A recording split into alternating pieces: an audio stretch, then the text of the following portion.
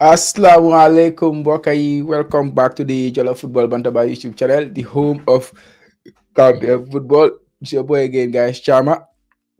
And it's another Gambia football show today. And as usual,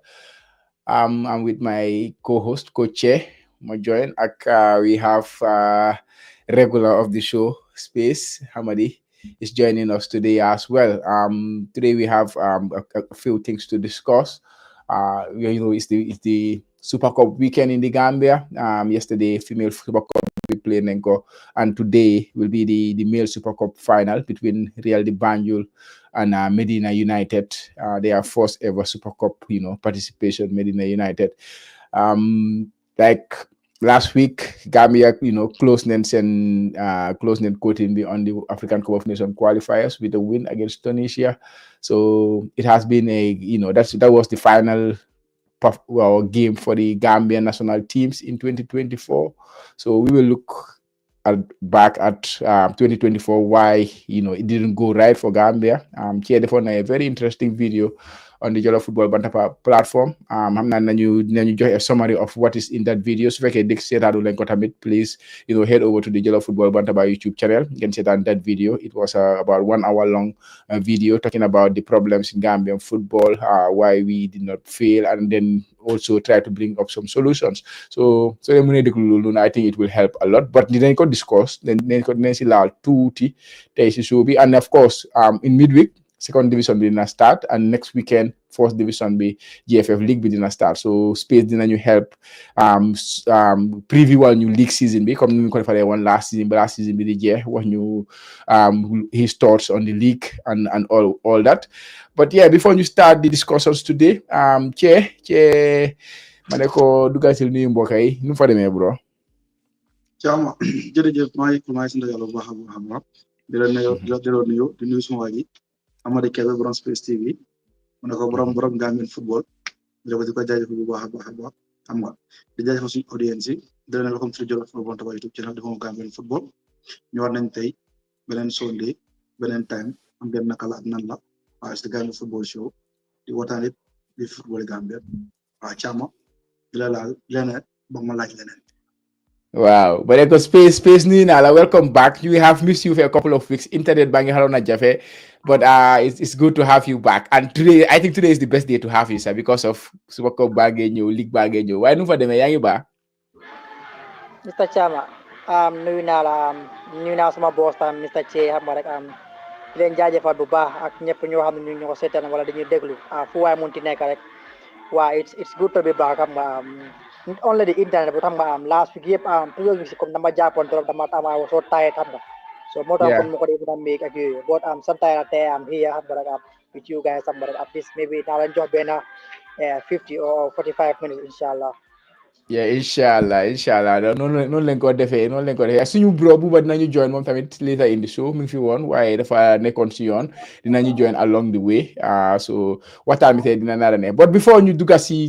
discussion bi I would like to say a big congratulations. Yesterday GNOC ga xam am seen election si GNOC is not our thing here, but of course GNOC laal na si football tamit because GNOC is the Gambia National Olympic Committee ñoo xamante ne baby sport boo xamante ne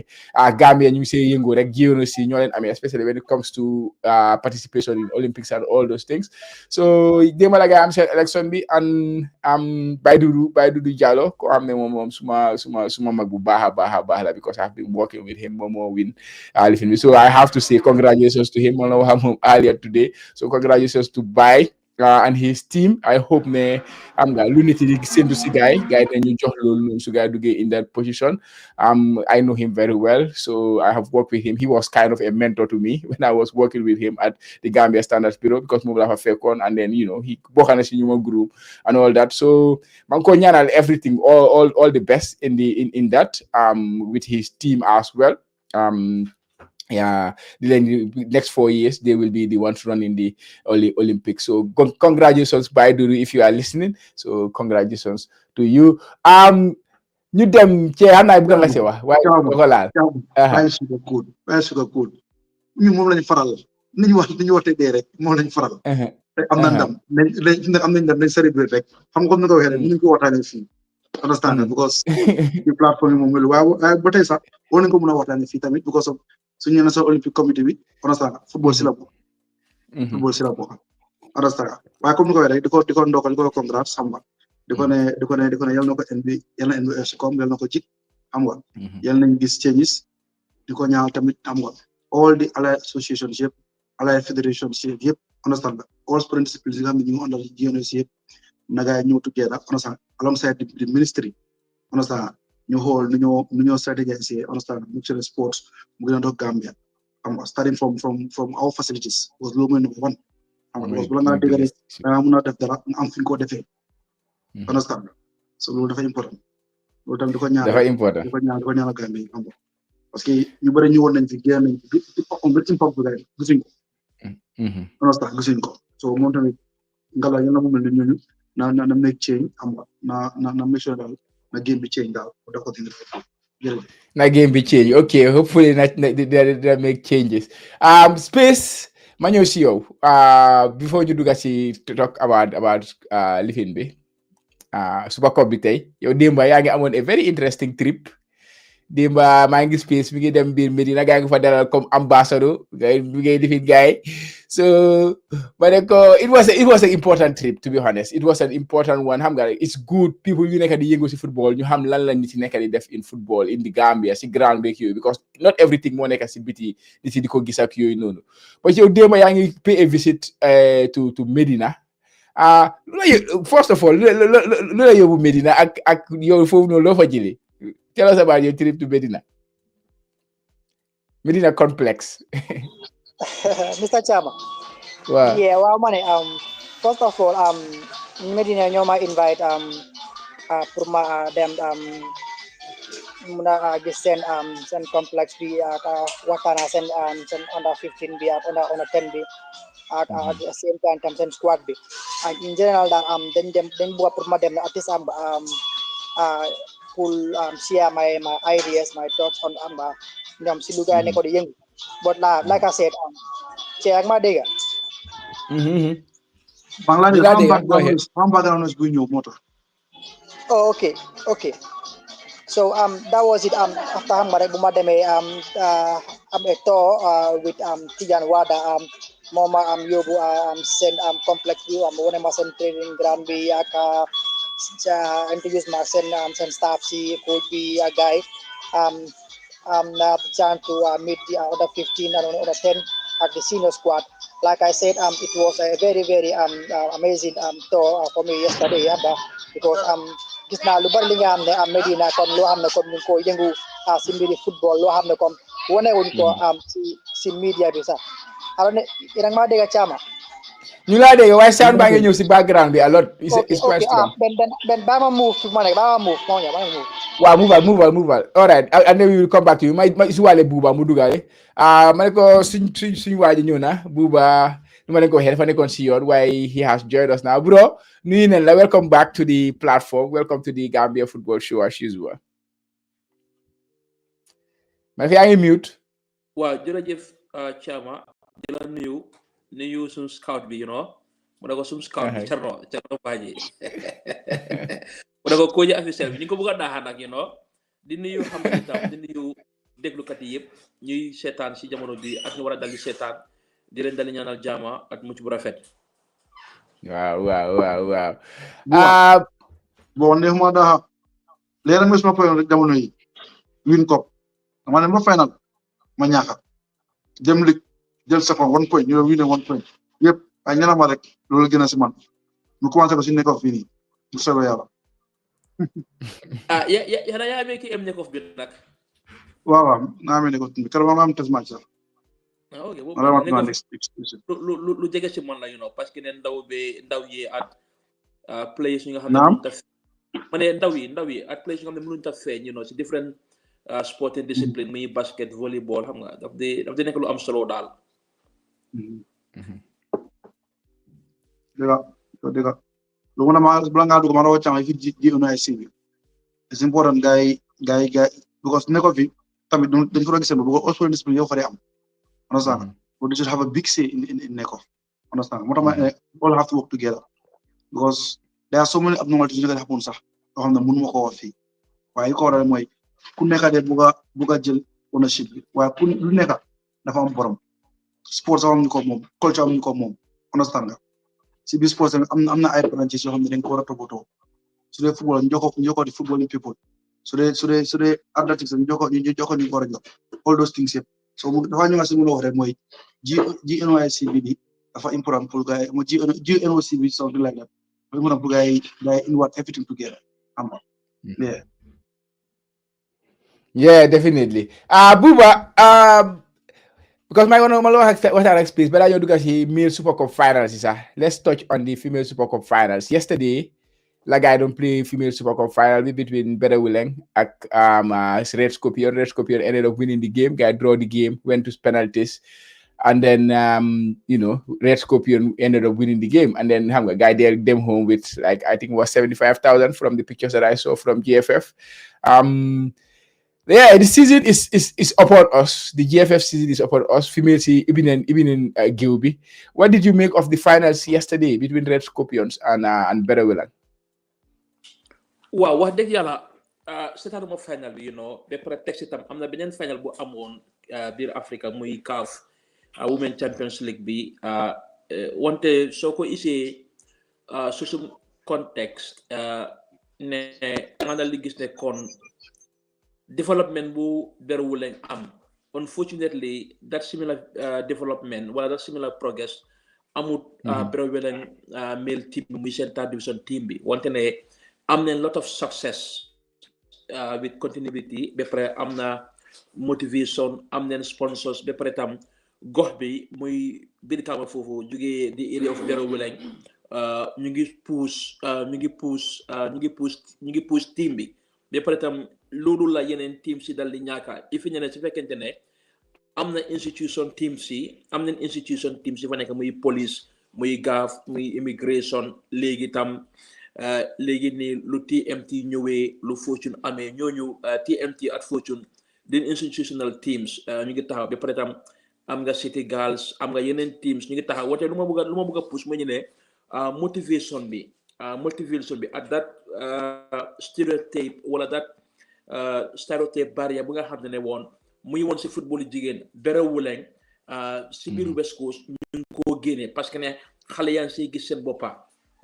ñu ngi jeexal top 3 ñu ngi dem FA Cup final ñu ngi win ay cup o ñu ngi that top 3 kon da ngaa dal di gis ne tam kon team mu nekk Sifo muy ñii nu mu tudd team Sifo bi fàtte naa team tur bi yaakaar waaw yaakaar ak Better Willing dañoo uplift the structure and the status quo of women football si West Coast region parce que léegi itam dañu bëgg a gis ay results so duñ mën a wax ne ba léegi itam ne Better Willing jege na Red Scorpion wante ne tam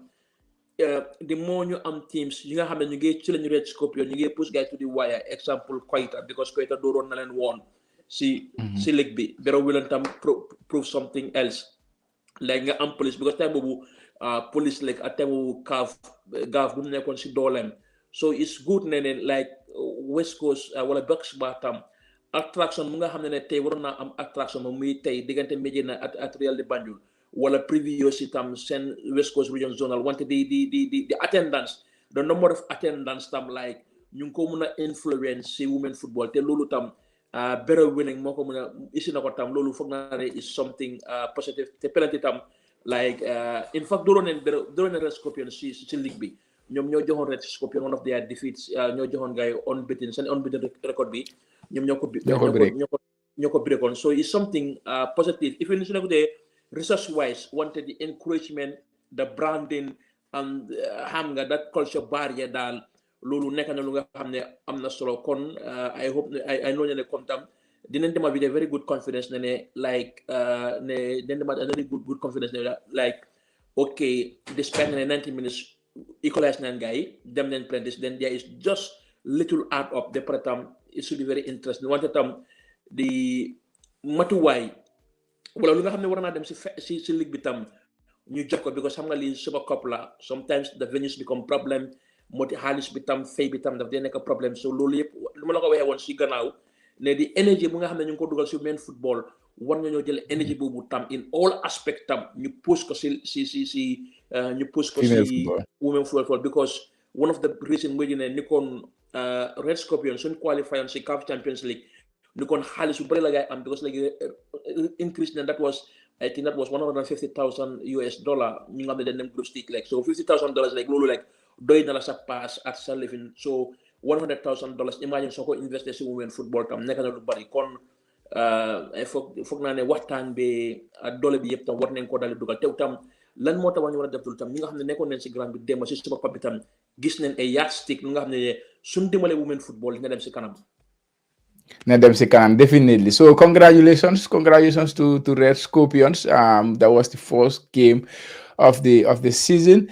Chera bu galal dara si game boobu noonu yesterday then su ko defee man moves to the Medina game space because space di nga ko mën a teelu yàgga yaa ngi mute. Enya duma laal si game bi lu bari di wax rek suma gaay ndokale ko suma ñaari team sa daje nga man moom Red Scorpions moom suma team jawar on sa Coro ñaa si ko congrats once again moom min na di déggal li sax moom min na so def na back to back league bi win FA Cup bi winaat Super Cup bi berewu leen yaa ngi am solo diggante bi rek ak Yaakaar Academy so bàyyi xel ñoom ñaar seen trajectory dafa xaw a similar berewu ne chance so ay moo jumul ay 2 years ago or 1 year or so musa naa ne they are the most organized team in the Gambia. Yeah. I remember that. Understand? Same organization, and one thing more gonna impress me, they get the culture. Small Jumo, they are from Combo Central too. On a full entry, Boba space. So they Jumo. Side beside the Combo Central to have able guy to understand? So you can see, so guy new gagis mbolo the topper, gagis unity be gagis sunset be gagis ambient, live like the under. Loolu rek motivate as a footballer or as an athlete understand nga gis fu ngay jógee third division ñëw second division jaago fu ngay first division ñëwaat break si top 3 bi loolu is massive nga xool Yaakaar kañ la gaay ñëw third division lañ jógee we nekk champion si West Coast jógee fa ñëw second division first year gaay win second division bi ñëw nañ first division bi understand so boolu ma wax rek si yëfi West Coast football for them like is massive. Seriously, Degala Muno is the biggest region in the Gambia, which is normal. But the way Nugai play football, we both male and female. I think West Coast they deserve some other new mini stadiums so you have the proper playing facilities of an. Imagine the only quality field we never West Coast might be Birka. Xanaa léegi ak nga ne fii nii Gunjur ñu ngi lay Gunjur imaginal lu ko doolee demee towards sax dem towards Marakis ak fii nii astafurlah bu Hawks bi Kabakel waaye loolu noonu yëpp da nga gis ne Kabakel bu jàmbur la waaye war nañu mën a am foo xam ne centre boo xam ne centre of excellence boo xam ne pour West Coast mën nañ ko mën a am te gëm naa ne even su ko fi ñëwte full time sax ñoom ñoo ñëw together understand because it's a big community ñëw together with the chairman Yakuba Dabo and their councillors understand municipality in general they can work on something understand man gëm naa loolu they can work on something ut benn place bu baax fu ngay mën a amee everything because bro it's all about investment how many girls la seen life change how many boys la seen life change because of football xoolal tey ku mel ne James Gomez waaw foofu la bari na su ma toog du ma fi jógee so I think ne dañu war a dooleel waaye ñoom tamit nañ ci jiitu understand nañ ñëw together make sure ne daay ñu ngi develop seen football la in all categories and also both male and female man loolu am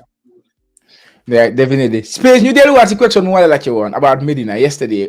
Boo demee si Medina seen facility bi like what was your impression? Loo fa jëlee what was your impression after you left there? Yeah, Chama, balama door ma nuyu suma boss Buba man ko jaajëfal bu baax. Yeah, like I was saying, to be honest, I was really amazed with the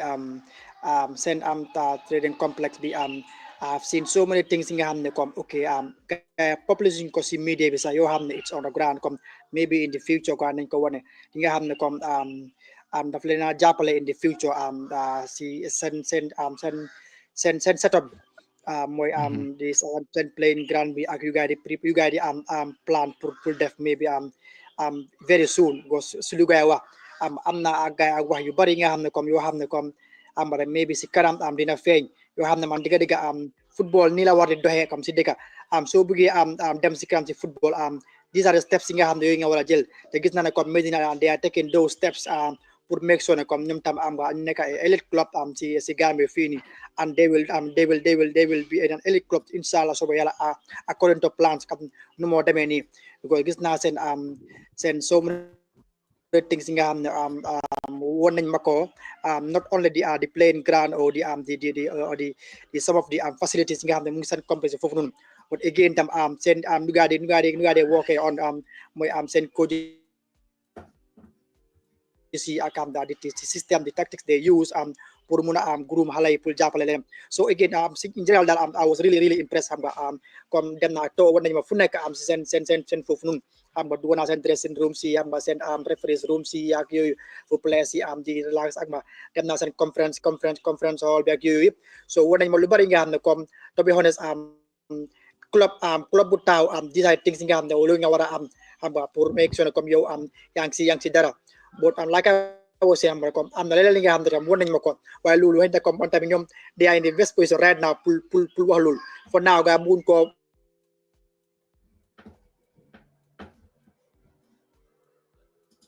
also but to be honest was really amazing to be honest. Yeah. Okay, wonderful. Maneko, they have a big game. They have a massive game. Because of this is a new team, relatively new team, 2022, 2023, that guy set up. And today they will play in the GFF Super Cup final against, Real de Banjul, the mighty Real de Banjul, of course, league champions last year.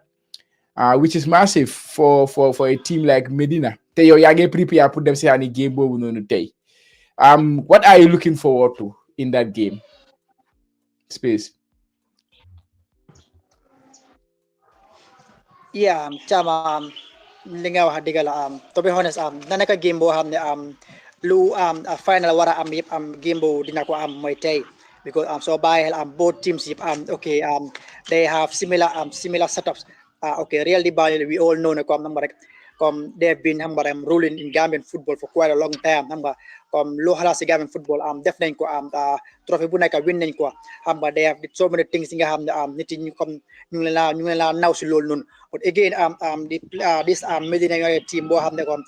yaagut bugay formé ba war a ñëw war a win FA Cup bi wala ñëw di compete big teams si tey ñu ngi play ak Real de Banjul nga xam years ago xelaatuñu woon loolu but tey ñu ngi play ak Real de Banjul. It's going to be an interesting game. Like I said, Real de Banjul they have always been favorites in any competition when you play because okay players you got but again it's going to be a very tough game for them today against this Medina United star bi nga xam ne dañ compact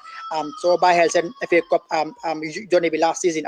teams you got play you got win ak yooyu nekkul ay teams yu ndaw was last season team su mag yi la gaay génnee ba war a def taxaw final win FA Cup bi and again seen test games mo seetaan si pre-season bi tamit dañ dee struggle ak lesser teams yi waaye suñu dee teg team su mag yi comme dañ dee mën a foofu noonu points loolu daf leen dee woon ne comme ñoom dañ dee prepare ak team boo xam ne comme dañ dee war a comme ñi dee favorites wala team mu mag lañ so dañoo ñëw win la so ko bàyyi seen test game yëpp loolu la and again Real de Banjul like I was saying comme ñoom tamit they are very good players ñi nga xam ne comme they miss out si game bi ñu xam ne comme dañ sign professional contract comme game bi tey duñ ko mën a play again but Real la ñoom duñ dee ñàkk players but they are very good and talented players ñi xam ne si squad bi ñoo xam ne comme they can help them but as a whole daal comme dina nekk game boo xam ne gën na neex comme we will see goals we will see there will be entertainment there will be fight so lu final war a am da comme game bi dina ko daal si gàttal. Yeah, waaye man game bi amul ambiance bu war a am nag like maa ngi dugg si GFF page bi sax am nga the clubs are doing very well in terms of publicizing their game am nga Real de Banjul and even Medina they did definitely said post here. Everybody know what when the game is going on. Medina, they will feature the game on TV as well. They have a Medina TV. They are a team that is, of course, ahead of like Team Bunda and Gambia. But they are setting the pace in Gambian football in terms of Langawara set up Sabopa, which is wonderful to see. You know, they have some good people there because I know some of them there, so I know they have some very good people. But I was expecting them guys switch federation. We have the national team. That guy didn't push too much. Yesterday, of course, definitely there are game BJ one of the Red Scoopy or don't play. Why am I doing the same page? I thought I'm going to at least post me about the game, the time, and all those things. But I had to get it from the clubs themselves because GFF they did not even bother to post it. Hamga. Which Hamga, better affair la. But anyways, madam see Booba space after when you watch your Booba. Today is a massive game. It's a massive game especially for Medina. Of course, it's massive for Real de Banjul. Of course, they want to defend their title and then they want to start off very well. And they are playing against a team, and they are just coming up. They are still in second division, but they have just won the FF Cup in the Gambia. So how will you what is your take on the game today? You're not going to say game today. Wow, space junior na tuti sine the players Real de Banjul missed one tam players Real de Banjul lose one as much as ninga jox guy the experience, especially the experience of goalkeeper Lamin Sedi muy captain bi su player wala keneen ki su player tam muy benen boy former goalkeeper Hawks bi Yankuba Sabali be pare tam am nen some players muy Mamadou Jabate at muy ñoom Kor Abdoulaye Kor ñoom the players Kor at ñoom Badam Mosi, you know, so am nañ tuuti experienced players and foog naa ne tam loolu tam dina play a very crucial part si final bi, you know, like in the 75 minutes or in the first 10 minutes or in the first 90 minutes. Medina, unlike previous season, time nga xamne ne won jëlone maybe 7 players on loan muna am this time tam am nañ players nga xamne jëlé nañ ko on loan Real de Banjul koko is not eligible pour dal di play tay muna am tam like jëna no build team bi because ñu ngi amé player bu Modou Sadio mu ngi amé player bu melni Boyasi, so ñoom ñep tam they are crucial wante final bi is not a final bu nga xamne ne it will determine their season or it will determine their fate. Wante ne is a final bu nga xamne ne it's up there in the wall mu ngi nekk ci seen record si su ko gaay winé su ko gaay winute wante ne the under 10 players the under 15 players ñuy jóge ci club bi pour ëllëg xam nga so ñoom they will know that the bar is been set high. Okay, so xoolee TMT nga xool BX Galaxy nga xool yeneen team si yu jóge woon si second division bi dal di ñëw lan la leen Medina dal di rawe Medina den am seen own ground, Medina den am seen own football house, Medina they have the structure te football soo ko bëggee sampa si Gambia wala soo ko bëggee sampa si Africa the foundation is the academy muy under 5 bi under 10 bi under 15 bi because foofu da ngaa jëlee players ñi nga xam ne da ngaa integrate guys si first team bi yeneen team bi ñu ngi ko dal di am nañ B team wante is quite different the setup because the proper setup and the proper plan because of the like ñu fa nekk yëpp footballing people la from the president muy Mike ñoom Uncle Tidiane Cissé muy xale yu fa dal di nekk and even soo xamee di coach I think soo ñëwee si coach bi although nekkut FA Cup final wante Super Cup final wante soo ñëwee si coach bi tam am na experience mu nga xam ne tam like comme ni nu mu ko defee si FA Cup bi mun naa use that experience am pour bu dal di dóor Real di Banjul wante nekkul team mu nga xam ne mu dal di dóor wante ne lu ma bëgg a digiral because of seen establishment bi ak seen plan bi that made it very easy muy ñu ne like Trust Bank ñëw on board officiel ñëw on board te ñun xam nañ ne Trust Bank ñaata lam dee dal di dépasse si social cooperative am bi dafa dal di bari si fànn wér bu yaram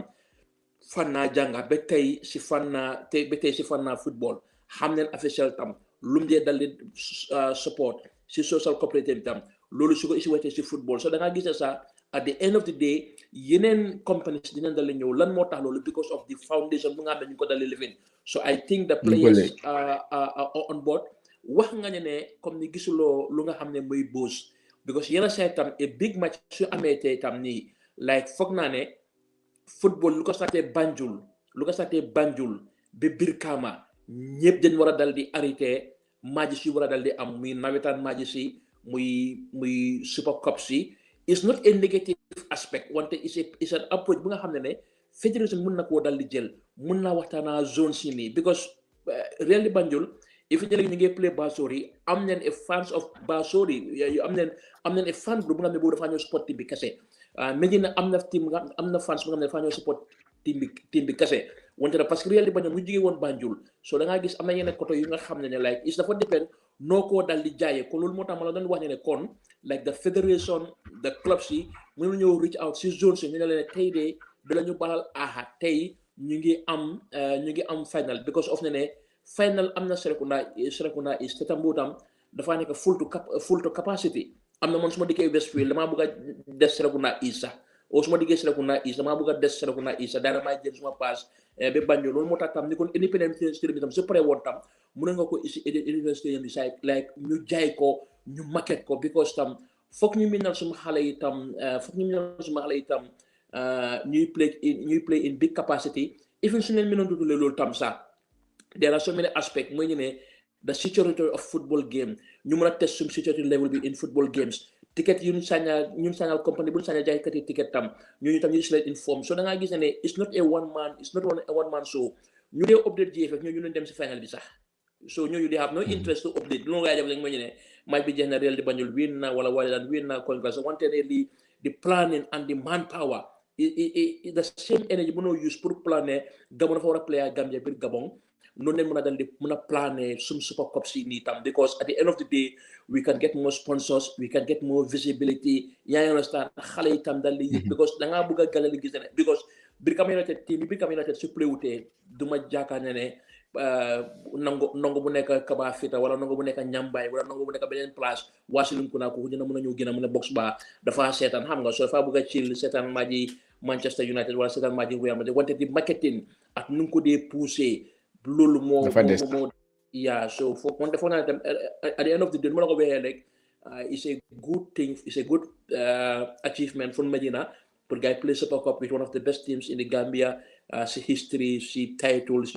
the first half guy as motivation to the players tey ñu fa nekk at the young players at si institution bi si boppam wante waroon naa dina xumbandi waroon naa am that ambience that boost. Definitely. You say some very, very good points, solid points. Share anything to add on that? Well, Chama, the director when I'm interesting. Demba, spoke of the finalist round ISB. Mamati ya nyung phone to get more smoke now. After you service now good luck. Manako yalla nga win some maji. Parce que man ko xam ni Fox la, te ko xam ne Fox mom ak Real de Banjul mom dafa melni Liverpool Manchester. Mba Real Madrid Barcelona amba because so gisama indi ko two things la liggéey bu def bu nekk def understand ak also tamit Aliou Diagne di seen coach mo don di suma po understand mo tamit ñaan na bari nga baba ak non dama buga mu defaat mu winat World Cup bi am na fa ci jël football ba tay mo wax ñi nga bay di wax suma oncle ak suma baba so déggee ci suuf bi okay sorry baale ma ko waaye dama ko indi because anga already win na league bi win na knockout with Hawks spoken with Hawks win na knockout with Medina bu na tamit mu win na tamit league bi waat knockout I spoke about with Medina anga bool bi moom massive because boobu yaa play second division team te mu leen jëlee mid-season team ak no struggle mu demoon ñu leen FA Cup so all those things su ma boolee dama ko indi ndam indi tamit comme Tidiane xarañ la xale la mu ngi xarañ mu ngi góorgóorlu bu baax a baax pour ñu gis team bi taxaw xam nga te tamit ñoom tamit dañu am similar project like Real de Banjul bu xaw a similar xëy na Real ñoo gën a dem filter down ay ñoom ñoo gën a dem down to the grassroots dans Real de Banjul but they have similarities understand comme di waxtam si Real Chama gis nga Chama baki dem bu waxtaan ak ay nit may leen ne gis nga Real de Banjul ba mu ne kenn du ay jël di Gambia jamono yi de waaye dina jafe trop lu ko di internet Fortune Team Rhino Marimo yaa ngi gis yeneen teams yi ay BST ñëpp a ngi sign di wane lu ñu sign Understand? It's good to sign players. It's good. You get change narrative, you get publicize everything, which is very interesting. But Chama, football, come to small program on last week. They standard, Real Banjul, they have Real Banjul, they have elite second division, they have potential third division. What Real does is they build this system whereby young talents or school in the land. So president ganyo train area sen first team bi su gay train nañ xam ñu won level lañ nekkal su fekkee ñu ngi level ñu ngi level this team how to call it ñu ngi level sport level su fekkee tamit dañu am play ñu jël ci yeneen place comme ay Gunjur ay Jambanjeri jël fa players gis na players pare ko dañu fa mëna bayar on loan dan su gay pare players su dé players develop ñu indi wat leen nga gis ne yow yaa ngi def ci benn setup bi nga nekkal understand xoolal tey ma jël exemple rek last season first round bi yeneen jàng la woon yeneen jàng gaa yi ko jëlee woon jamono jële ko jëlee woon bàyyi ko fa loon second division gaa yi ne ko def following season first half season bi mu nekk their best player nekk di top scorer mu dem kana ko replace Ablaye Cissé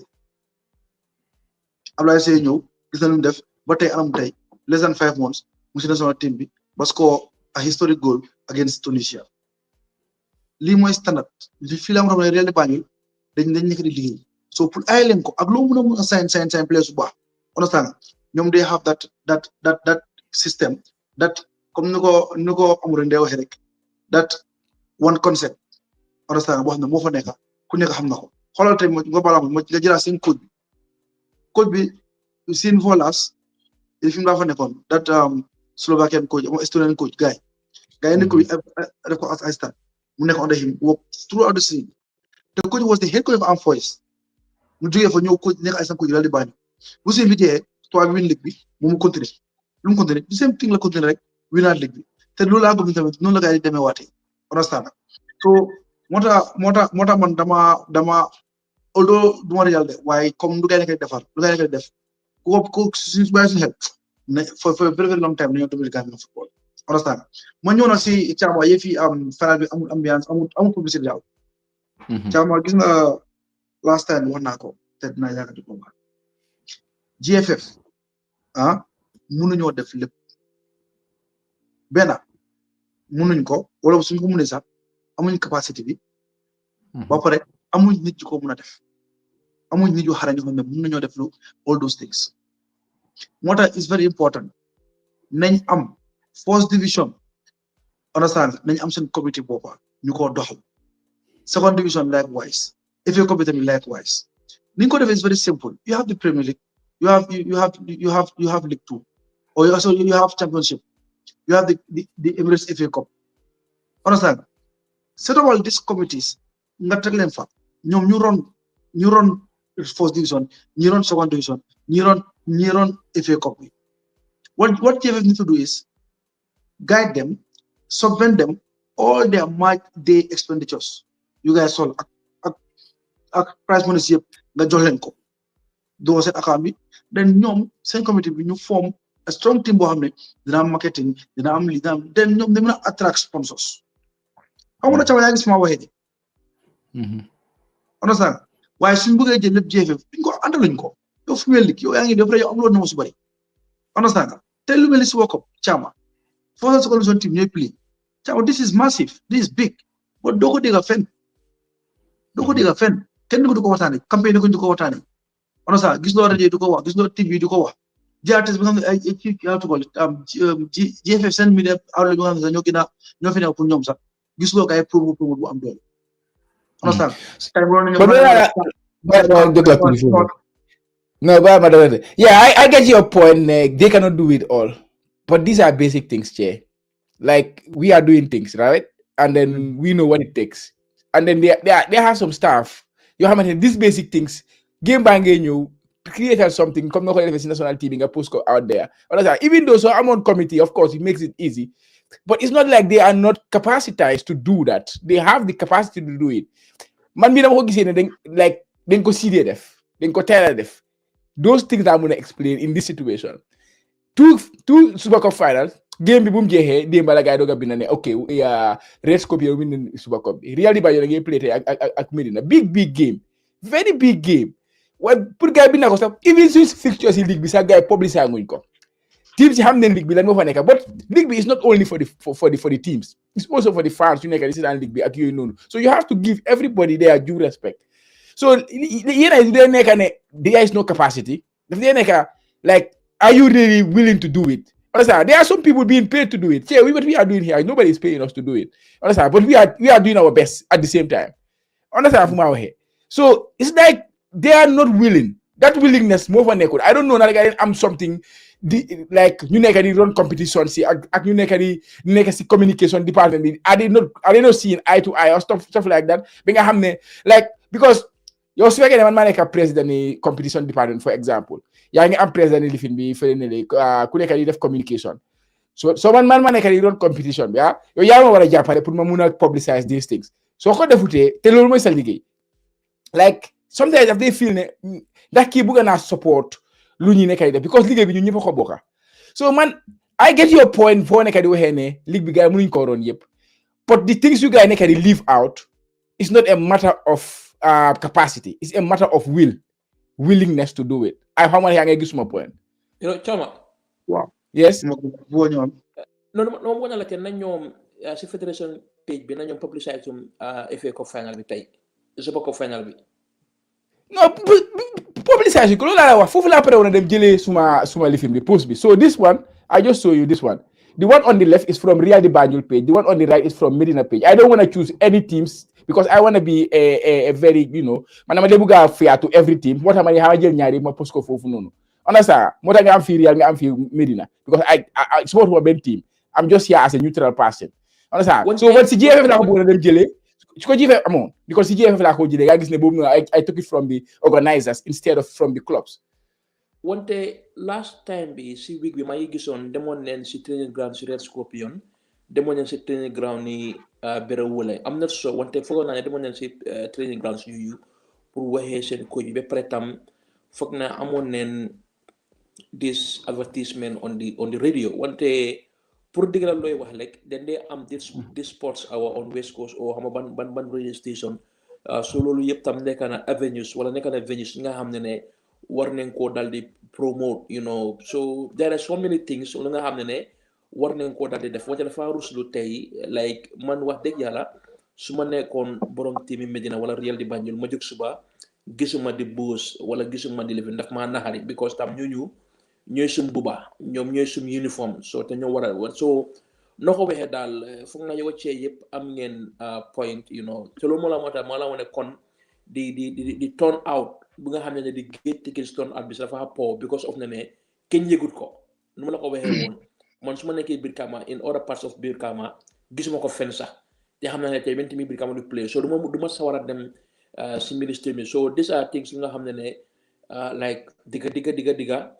loolu ñu Sénégal rawee Sénégal dañoo def press conference dañoo joxe man of the match award in every matches dañ ko joxe even seen jasi sax suñ ko dee unveil sax dan dee fil ne seen waa digga tey Hawks la ngay di unveil seen jasi bi te am nga so xaw ma naka laa ko waxee daal wante is very sad actually daal dafa sad actually yes go ahead yeah li ma la wax dëgg la willingness dafa play part but the bigger issue mooy capacity nekk fi caama GFF si boppam in general GFF si boppam dafa lack capacity loolu ma la ko fa free xam naa du leen ne waaye that's the biggest problem at GFF dañ lack capacity caama lack capacity mu war nga gis ni nga ko gis di so fa nga am capacity bi nañ ko mën a def mu la at some point GFF su jëree sax ngay outsource yeneen mbiri sax ñu outsource su fekkee dañoo bañ a fay salaires ñu outsource yeneen jox keneen beneen private company mu def leen yeneen liggéey especially comme su marketing li mu tax ñun à the federation level mënuñu am sponsor suñu national league si lii rek la ama xam bulaw te loolu su ma dégg loolu ma dégg ñu $1 million loolu laa dégg xam naa lu mooy dégg te caam ma $1 million caam for first division league sponsor caam loolu is peanuts in football understand it's peanuts xam nga but then again muy lu ma la wax rek understand we need to improve te foog mu ne time bi war nañu toog fii di wax waxi promoting our own event our own product yeah dafa rusul dafa ruslu dégg wax dëgg but anyways si game bi what do you think what is your prediction today si game bi Buba and Che you start with Buba yow loo gis xam nga pre-season xam nga super cup bi daf dee nekk ba léegi si pre-season amaguloo yoo even soo amee sa full squad bi dafa nekk still some adjustment going to your first game you know so losing nag because Che lu mu wax si set up Real bi with their elite at Sporting Real this time is different because of the time like fortune tam am nañ great enforcement yaa understand and su gars yi managé pour am seen that backline solid at yooyu so foog naa Real Banjul dañoo win FA Cup bi you know because suñ win rek tam then it gives the pundits right ne ndax dina mën a defense league bi yaa understand you know and in the case of elite in the case of Medina win dina leen jox confidence bi because Che wax na ne naka la waje tudda Ansu naka Aliou Diagne mu ngi ñëw si middle of the season wante this time it gives them confidence because of ne although ne Aliou Diagne ñëw na middle of the season wante am na yenn games yi nga xam ne lose na ko lose on na ay 4 games not in a row wante 4 games yooyu tam dafa change the narratives of the table or the narratives of the top 4 si league bi wante ne really Banjul in one aspect ñoom ñaar yaakaar ñooy ko win because that is the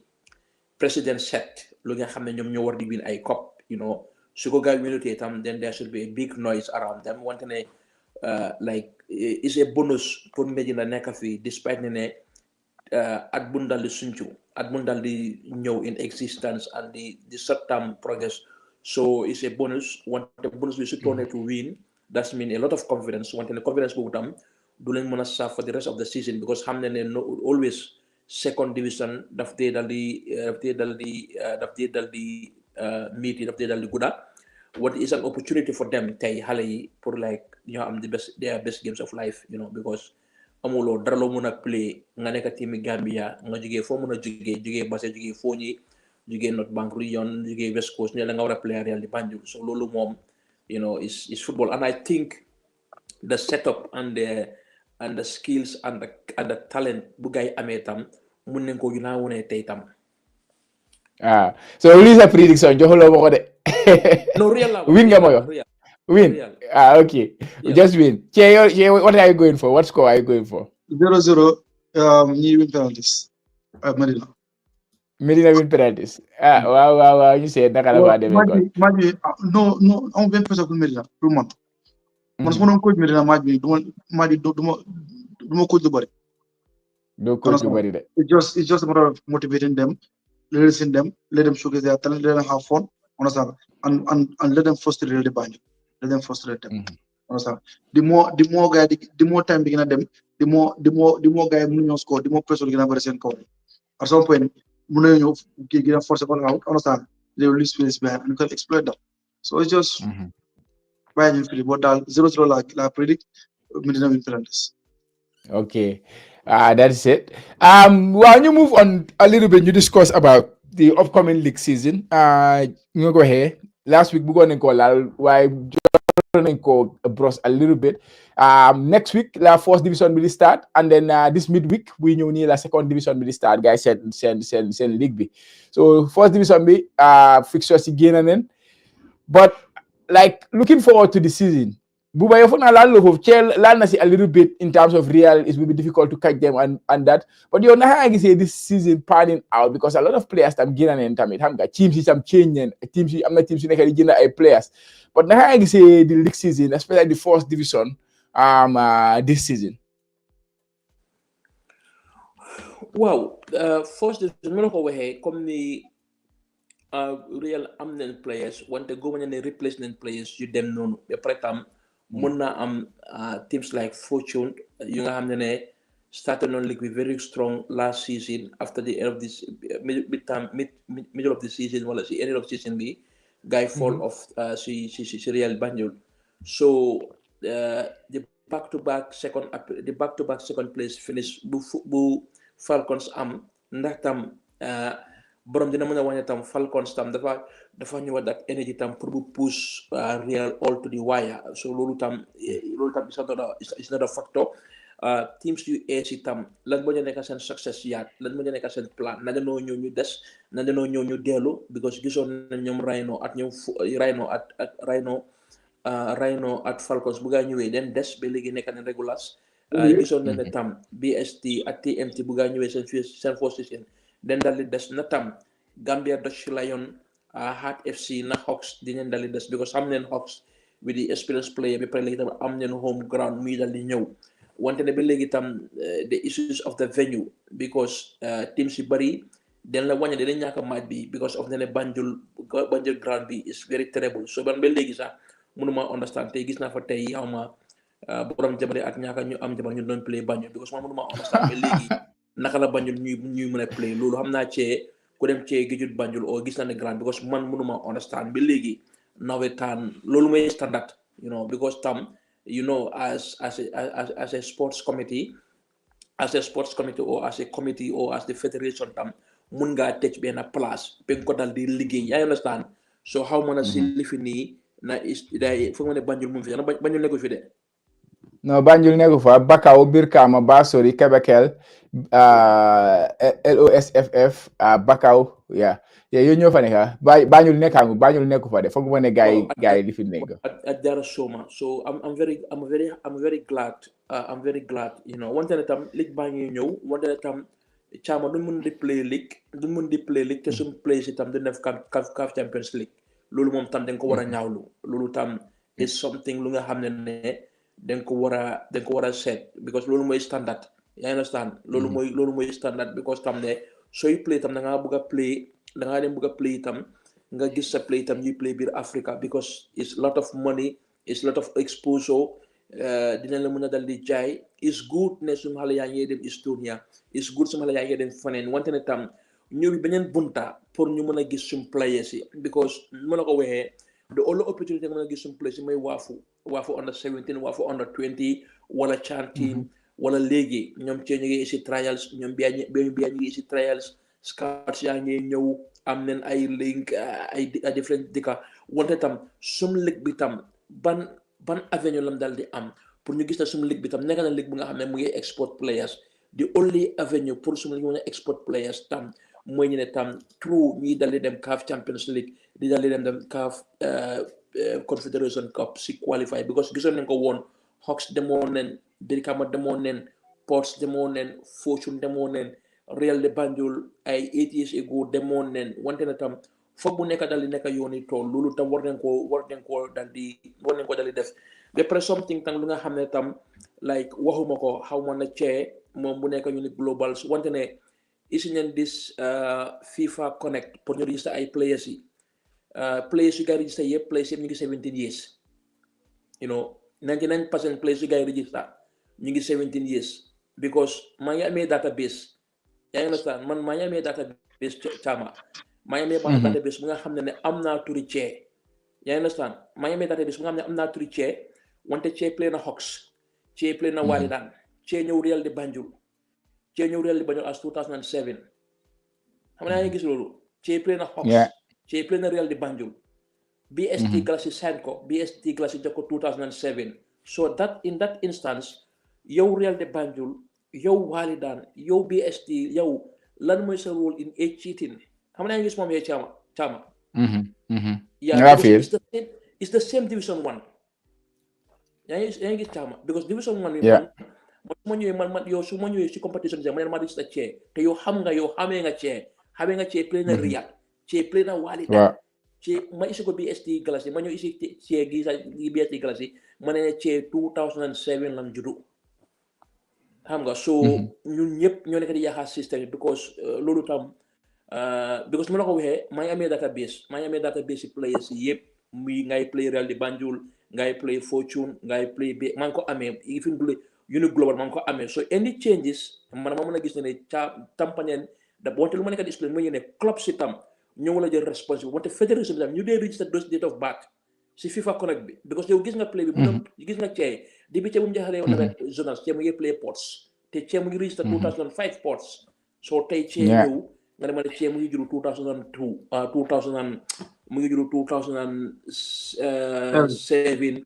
wow so how many cey nak xamna ci dara because mu la ko waxé like ñun the journalists the scouts the players we are all guilty and it's overboard Real de Banjul la Walidan la BSD they are all guilty of this thing you know definitely just pour dugg ci season bi like tam dugg ci season bi because dañ jël xalé yépp jox leen 2007 yeah definitely loolu important thing la ci rek am loolu bëggoon a wax si foofu waaw xam nga bu baax li yëpp man woon naa ko daanaka suma last vidéo bi mooy naka lay war a structure suñu football understand te everything dafa war a filter from down moo tax ma la wane nga nawetaan dañ ko war a structure mu nekk di 5th division understand then this 3rd division bi nga dégg nii moo nekk suñu regional league mooy ñu koy 3rd division moo nekk suñu 4th division bi understand na jógee fa am 3rd division am 2nd or am 4th division te everything suñ ko structure data dafa important at some point nag nawetaan léegi xale rek mu ko play understand waaye bu wax issue bi mooy benn fi ñu la mooy di njee gaaw a grow di njee gaaw a compete because of there are so many abnormalities su nekk système loo xam ne putting ko in place understand li nga wax is a concern ñun ñu organise trials dañ si dee xam dara xam nga but nekk na lépp nga mën a wax rek si plateforme understand waaye yàlla baax na daal ñun ñu ngi try pour make suñu change unique moom they are very strict when it comes to that how much senior team de boobu waxuma senior team but man fu ma gën a bokka which is the youth team understand because recruitment ak scouting lañu fa indi te fu ma gën a sole mooy si Indian youth team you have this under 13 under 15 under 17 so that's where my main focus is so boobu noonu dañu ma wax strictly xale yi you must have their documents understand nga dem seen school si because soo ne yaa ngi 15 or yaa ngi 13 years you must be going to school all those things yëpp dañuy protocols yooyu dañ ko war a topp it's part of my TOR understand so ñun at UNIC we are trying to change the game understand because ñu xam soo xamee ñu moom team bi you know they are professionals they want to do things the right way xam nga because doing things the right way mu leen egal fu indi fu ngay àggali tey so ñu ne they don't want anything to spoil their reputation especially when it comes to this footballing game so ñun na ñu ngi try at our level but it will be very very difficult to educate them waaye soo dajee keneen mu xool rek lu ndaw rek nga xam ne dëggal li mu ta nekk mu la wax rek comme nga waxee rek kii play na Real de Banjul since 2013 nga play Real de Banjul understand nga jaar nga ñëw nag 2007 la jur 2007 ba 2013 ko doon wane ko mu am ñaari years mu am 7 years or 15 years or 8 years la play first division loolu yëpp make sense but at the end of the day that's Gambia but yàlla baax na. All right. So Cheo, what do you think? Who are of course, one Real de Banjul already. Who do you think can be a good contender for the league this season, other than Real? Fortune ak BST. Fortune ak BST. Why? Because dama gis players who have seen team. Understand? BST ak Fortune signings, they make very very massive signings. Like signings ay chongo they sign players of players on dañ touch. BST ñu ngi dem shopping waa Banjul. Seen best players daanaka lañ jël. Understand? Fortune dama gis seen strike players who guys sign. Very good and experienced players that I said. Understand? Plus they have an experienced coach. In the BST, I think I have problem mooy seen coach bi seen coach di nga ne nekkul coach bu mag understand things like that. I'm not trying to disrespect him or anyone, but I'm just speaking my mind. Understand? Nga Fortune am nga jël am nga Real moom already moom seen sura bang fa. So in a Fortune BST, so you want a more experienced coach or so like something like that. Maybe mun nañoo gën a stand chance but notwithstanding football league gis nañu xale yaa ko coach understand te coach bi tamit gëm naa ne tamit am na lu nekk si moom am na gëm-gëm am na ideas yoo xam ne mun na ko pour xam nga waaye dama just analyse for but for me ñoom ñaar ñooy jege espérer fortune mun nañoo jege Real waaye fortune ak BST laa gis. Yeah. Falcons back to back second place like I finished. They have your Mourinho delluwaat na foofu noonu loolu laa dégg. So Buba, yow what is your take on that? Wala Falcons seetaan naa leen. Impression xamul la impression although maa ngi déglu ma ne Jose dellu na man sax bëgg naa xoolay fan may naa xoolay ma fàtte understand but bu la dégg rek Falcons impression.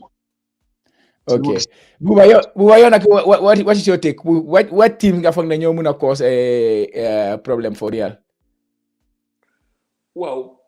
possibly fortune mover, because Muddy Motor one time amoon nen a very good, in fact 3 seasons yep, then they am a very good start one time after ñu fit away, gis naa ne léegi nii tey sax ñu ngi unveil some of their signings wante na tam gis neen Hawks the dominance bu ngay amoon second division bi tam like mën nañoo ñëw ruthless wante ne beneen team bu cee waxut muy Brikama United Brikama United tam ñaari season si yëpp season before last ñu doon fight relegation season bi tam they managed to salvage some points wante ne mun naa am nañ place yu nga xam ne inject nañ yaa ngi understand ñëw neen tam the likes of Greater Tomorrow ñaaka neen seen goalkeeper wante ñoom tam ñu ngi taxaw ñu ngi taxaw because most of this team seen ambition moo jëlee ñu dee fight si first round bi pour bun nekk si relegation bi yaa ngi understand ñu des si first round wante foog naa ne tam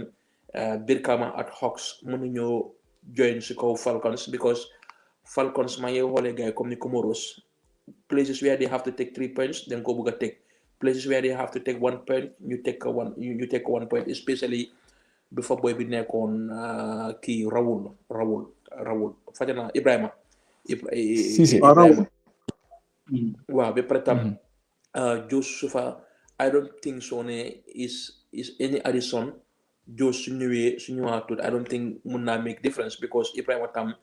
Jos record bu mu break boobu la Ibrahima tam mën naa am because xam nga coach yenn saa yi yow you are not the only decision maker am nga a bench bu nga xam ne they give you their input comme ni Real de Banjul tam because ñoom SI ñu fa ñoom ñeneen ñu bari ñu fa ñu xam ne dañuy def recruitment at yooyu so foog naa ne tam fortune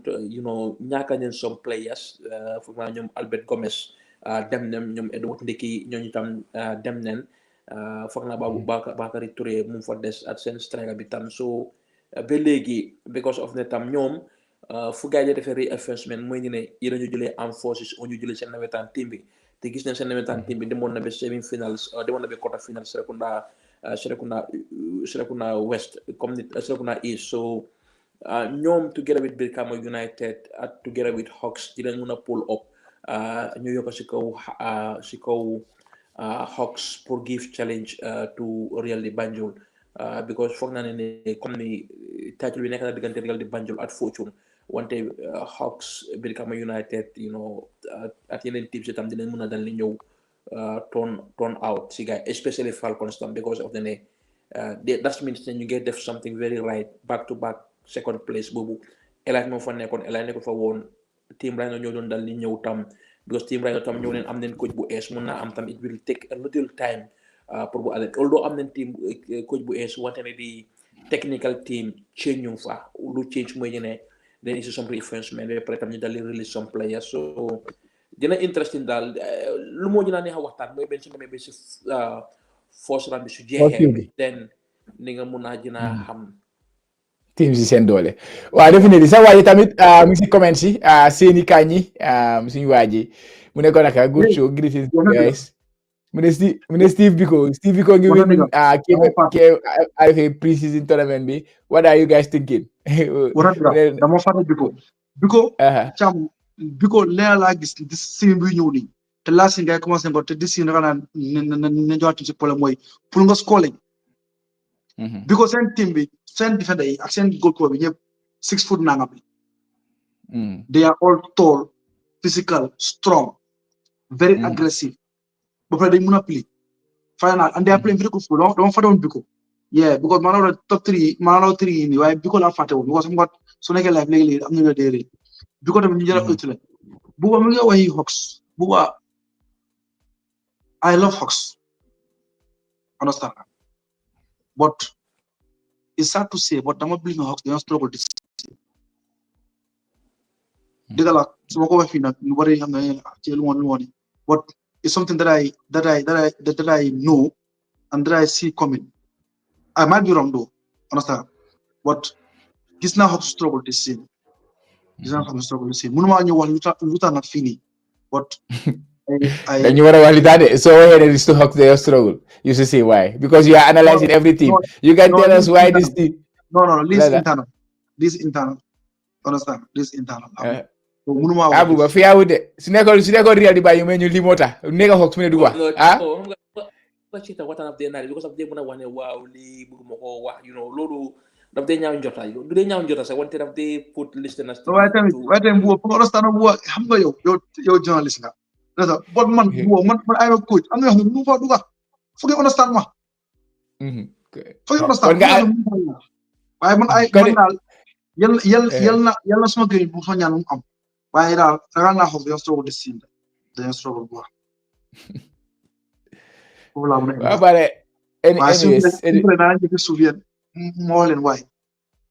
sorry ko waxee si suuf ma binda ko de ma ne cee moo wax lii nii so yëpp benn la it's not different right anyways can you move on to the national team last week Sunday leen record and then Monday we played our final qualifier game and then it turned out well. We won that game. I'm not mixed more one is why that final why that is relegated. It means from top to bottom, Gambia ever fail this year, 2024. No team is gonna be playing in any African Cup of Nations competition, do female, do male, every team which never failed in 2024. So I know they never know about what are the problems and stuff like that, which I think is quite obvious. But now, if you have to sum up things, why do you think we fail? Definitely a very interesting video, long one. So then you summarize Landa was the video very summary coach because the video again. Understand? So just summarize why you think Gambia you fail. Chama, it's sad to say, understand that ne lu ñaké qualify suñ fil bi dafa baax lu Gambia football, understand what is the real. Yaga na ko wax qualifying back to back AFCON understand dafa ñu deceive understand mu raga diga dis nit ñi di wax standard suñu standard mooy li ñu dem AFCON mu ne leen loolu am nekku fa standard bu ñu fa fu lañ aguñ fa loolu liggéey la laaj understand li ñu tagale mooy jànguñ Gambia duñ amuñ contingency plan understand Gambia ñoom daal comme ñu koy rek xëy rek wasin la ñoom dañ fa ne ñëpp càppa culi lañ xëy na ca demewul noonu loo gis liggéey la soo bëggee luy continuer danga koo liggéey caama suñu pole wax naa ko si vidéo bi prepare one life after Tom bind sama team bi understand they never prepare for life after Tom understand léegi bu Tom génni appointment beneen coach bu ees understand was a problem dafa jël time coach bi less than 11 days la am bu nga appoint 11 days la am mu play first game understand coach bi moo ñëw lan la ngay teg si loxo lu jëral laaj la bu ko waxnaa leen ne Tom dans flom fu mu commencé mooy bu mu ñàkkee Ibrahima Sona ñaaka Souleymane Mar ñaaka Ji Sobo ñaaka Mohamed Mbaye te loolu dafa reflect parce que Jonathan sax daf ko affect holding midfielder dafa affect Gambian national team bi ba last game bi la indi Mamou Badio ñëpp gis nañ outcome bi understand so loolu noonu yëpp is all factors yoo xam ne dañ ko miss nga ñëw turi yu level jigéen sax man jigéen Gambian football donc def every time fu ñu toll nii mooy dañoo participer Gambian football jigéen they are doing very well even national level grassroots level comme ni ko waxee fi yaakaar wala ñu fi waxee level they are doing very well understand ay kii nii nu mu taati sax Koyta ak yeneen team si But to be honest, understand, even the Kisna needs a training, then it's been a competition, waffle competition, Red Scorpion, and they did well for the first time. So the way you get try, the same problem why, I'm physicality, I'm not compete with other Africa, with our neighbor or African countries. The most of players you play in Jigeni, most of them they are going to school. Understand? So pour Jigeni ñom paré ngul. Pour man Jigeni paré ngul ñom duma leen do dara. They are just there to participate. Or this guy feel the environment, experience. But with time, maybe 3 or 5 years time, they should be competing. Okay, you level again. There is no continuity, no contingency plan. Kufanekon, Matar Mbuj, he was very consistent because he has a system in place. Lai Wojang, he came, you win World Cup African final, you win WAFU final against Senegal, you lose. You win African final against Senegal, you lose. They were all massive because especially African bit, dafa greatly barrier. Understand? Which is a great achievement. You win World Cup. You play against the likes of France with Dorland. Imagine Honduras, you play against South Korea. You win. That was massive. You don't find since 2007. Legina, you wouldn't deme. Lan moto the brand be munin ko make. Starting from the All Africa Games. No look around why because I'm a proper setup structure with Bahut. Live with warana hamne live actually suñu yere ñi ñew waye tam live yo ñen ñu ko dimbalé mo ci on a 17 ci taw gis nga football la dara understand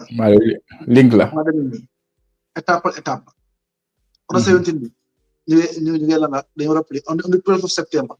lañ dogo do screen o mo train de lañ dogo do screen timi triuk sen tri ci timi triuk yoonu yépp chama dem fa amara ñaar yoon xalé dem du dat fon ci afcon bi ci wafu bi du mo xon lay wax xalé suñu tiron extra 1 month together da nga win wafu kemu leen stop understand so lolu ni soko bolé cham mo la wone ligue bi dafa dess suma suñu polé gaay football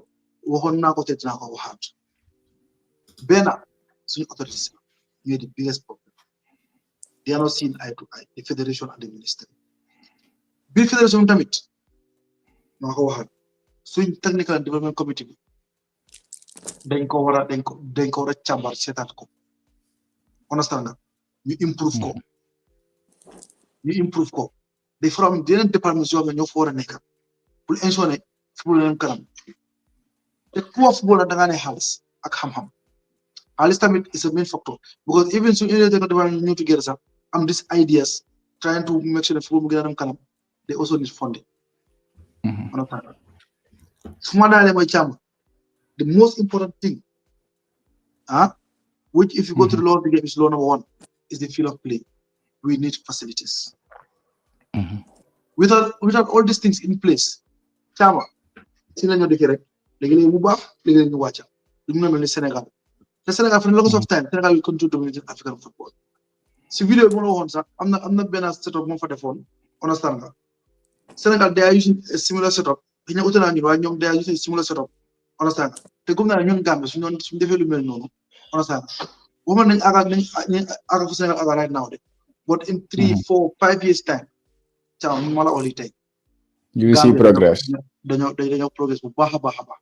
ko fay afcon mom pour man du nekkar suñu problème what is that setup kind of a little bit nga laal ko rek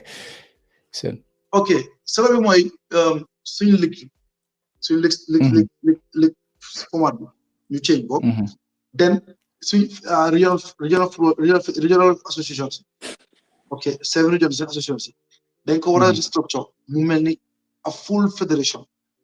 comme JFF mu operating no la wara operating degal there are wings of JFF in the regions but sen TOR is different. They have a president, forced by second vice, but they need to have a technical department. One example, come KMC for that, come take KM, have the KM RFI. So I want a technical department, technical director KM RFI. KM 5 zones, no form KM. East, West, Manjai, Bakau, Central, Sargona Central. So all these zones, we have committees. ñu have second vice president ñoo ñoo ron seen nawetaan competition. If you bring them together, you know, under the how to call it, under the technical department of KMRFA, understand? They will be like a scout, I say, based in every zone, best players if you see zone board, depending on categories guys all. I'm not feeling. Jail schools,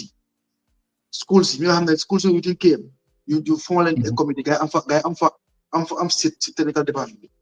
Academy, I'm sit technical department. Understand? Legi chama tay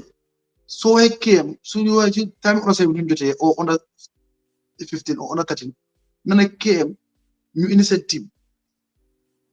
under 13 under 15 under 17 chama having the night zones ñu nekk on under came the RFU the school football and the academies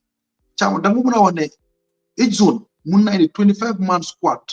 bo xamne proper team bo xamne is under 13 under 15 under 17 les so amé lolu ben zone came 5 zones la lolu ñaata la cham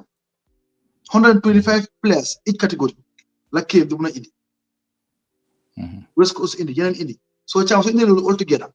ñu ngi wax almost about 700 something players ñoo xamne mun nañu let's say 900 players la bo ñoo xamne na pour under 17 or under 15 dëkk bi mun nañ fa sélecté da mo ne 900 players chama mun nañ fa am very very good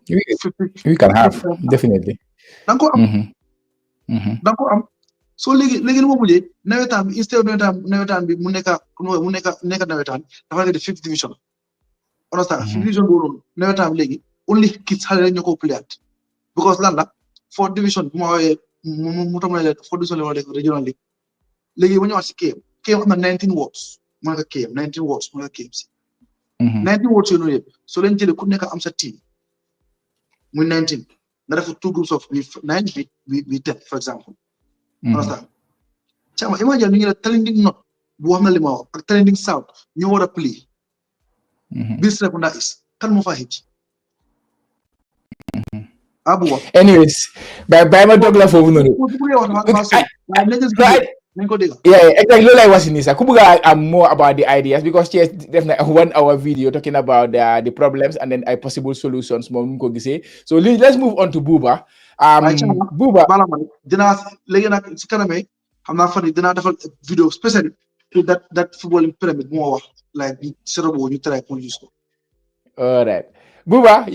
what la mooy sa teg si loolu noonu like feel your Gambian football ak what are the possible solutions in your opinion xam naa maybe di nga right dara these days but ideas nag man moo dafa bëri ideas nag moom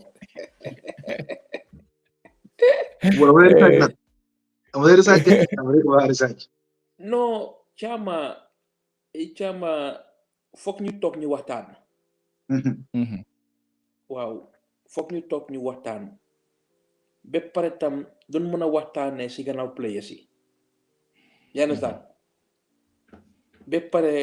loolu moo tax tam ligue boo mujjee laal nii bu am solo trop the prediction of the league suñ toogee ñu waxtaan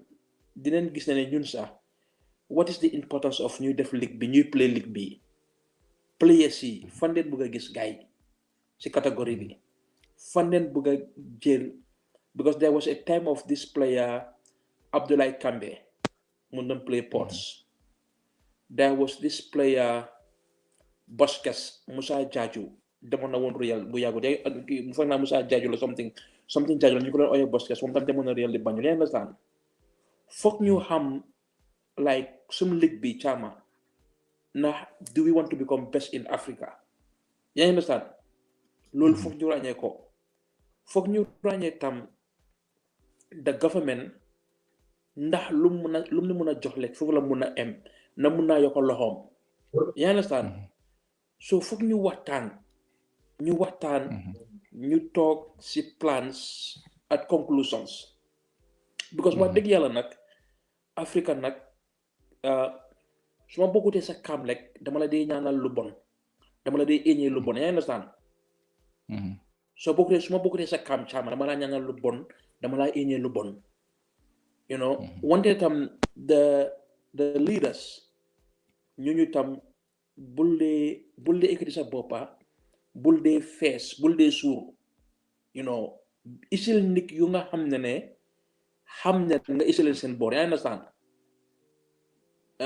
maa ngi liggéeyaa xamadi duma jël benn décision te waxuma xamadi yaa understand duma jël benn décision te ma ne xamadi ne lan da nga dal di foog soo war ñu ñëw reach out si gàttal daal dama fa ne war a dal di waxtaan te si biir waxtaan bi tam ñoo am solo si waxtaan bi ñu war a toog ñu waxtaan always cee daf dee ŋànka du ŋànka sa daf dee wax di technical department foog technical department bi tam toog at koji si muy Jonathan muy Abdoulaye Bojang muy Yaya Mane ne ma ne fooguloo ñu restructure suñu boppa fooguloo ñu ceeñi doxin even Jonathan sa léegi sax mun nañoo ñëw ñu waxtaan mun nañu dee games yu des ni si World Cup qualifiers yi lii at lii laa bëgg a dalee def technical team itam mu ne ko lii at lii suñ ko defee dina am fédération bi tam xam na ne lii at lii suñ ko defee dina am government bi tam mu ne lii at lii suñ ko defee dina am wante ñun dem African Cup of Nations Cameroon santam si yàlla ñu dem Ivory Coast santam si yàlla ñun there was no plan even quarter final bu ñu egg sax ñun the budget was budget tourné groupe stage dañoo toog yaa ngi naan kon léegi lu ci doon waa affaire Yaya Bojang ak Ablaye Mané ñooñu tam si waxtaan bi la gars yi bëgg a toog ñu gis ne ñun léegi next wafu bi we will dañoo reach si final bi wante pour ñu egg si final bi lan leen soxla ndax dañoo dem tey léegi ñu di liggéeyaa players yu nekk under 15 ñu doon dem liggéeyal ñu dem screen naa players yu under 15 yaa understand ñooñu dañoo liggéeyal laay Bojang tam mu ne ñu ok kon every month dinaa select players si ligue bi tam ñooñu break su amee nii may campagne gars yi foog ñu mun a waxtaan ñun ñëpp ñu nekk benn bunta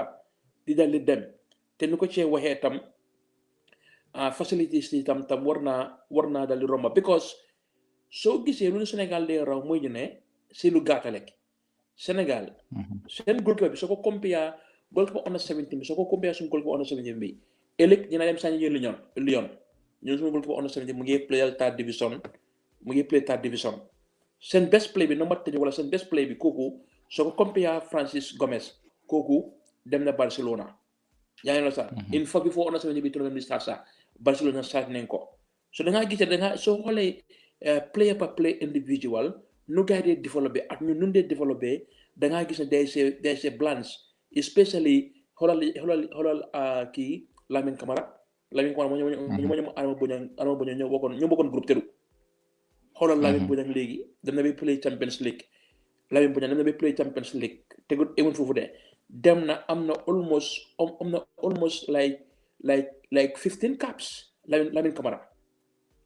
am na 15 caps play na Champions League play na League 1 score na Champions League score na League 1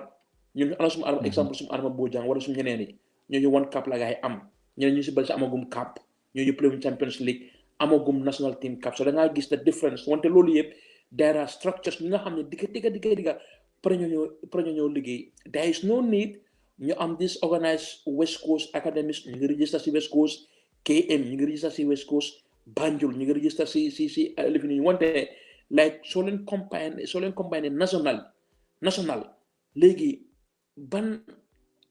ban moral boss la leen government bi nekk da leen dal di jox wala lan la leen fédération bi nekk da leen kon fédération bi tam war ñu ñëw seetaay seen toogeekaay because loolu laa dee wàccaama soo amee ku nga xam ne dafa xiif dafa strand kooku suñu dafa buub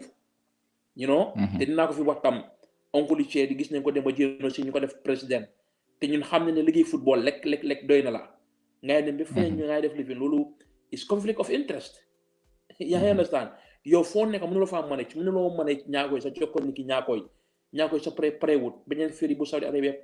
sa prewut yow nga ne yaa ngi demaa nekk beneen association seen président kon ñu ni neen suñu boppa ñoo dee toog war a waxtaan digga wante xam na tundu naa sa question wante sa question bi di lu ma si ñenaa gis mooy ñu ne ñu ñëw ñu toog ñu waxtaan the relevant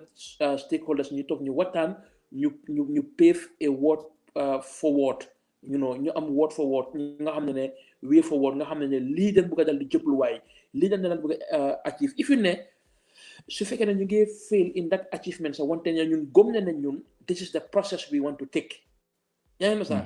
gëm ne ñun lii mooy suñu process bu mu ko tali teg pour ñu gis ne suñu under 17 bi suñu under 20 bi suñu national team bi ak suñu team jigéen ñi tam suñ jaaree yoon bi tam dina ko mën a dal di am so foog naa ne daal waxtaan is the first thing pour ku nekk ñu xam luñ expect si yow ak naka ñu laa dimbalee national government level at federal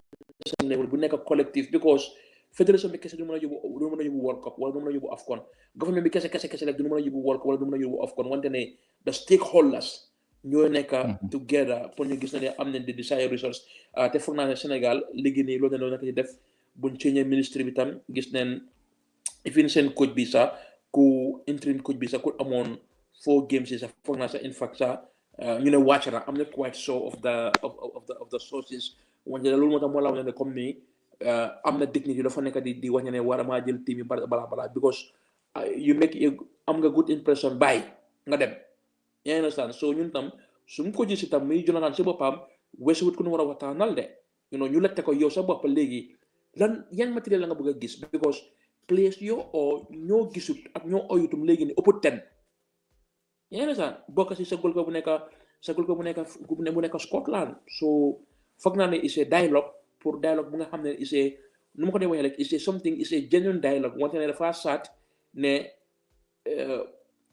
parewum pour dialogue boobu and there is no approach pour dialogue boobu kon na nga daal di gis na waat lu noo liggéey si football rek duñ am jubluwaay te soo amutee jubluwaay du am resource Chama. All right, thank you, Buba. I think that point is very important. Dialogue is very important because of being a hell to hell. Man, no la ko gisee tamit. So this yëpp toogee xam nga different stakeholders yëpp toogee gars yi waxtaan then ideas yi ñëw together then from there we can have a plan, we can have a blueprint bu ñu war a follow or something like that because benn xel doyut. So we have to take ideas from different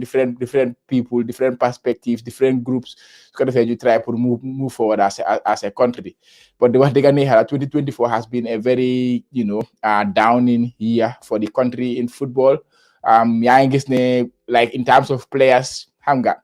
player side, you can see there has been a lot of movement. Gambians are happy. We are having a lot of good signings, transfers, and stuff like that.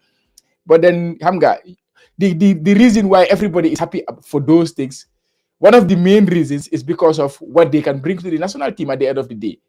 So the guy the news in national team, the reflex in national team, it's gonna be difficult. Of course, we love these players as our brothers, and we wanna see everybody succeed, every Gambian succeed. But when it comes to football, so we say you celebrate player them na Debra Brighton, player them na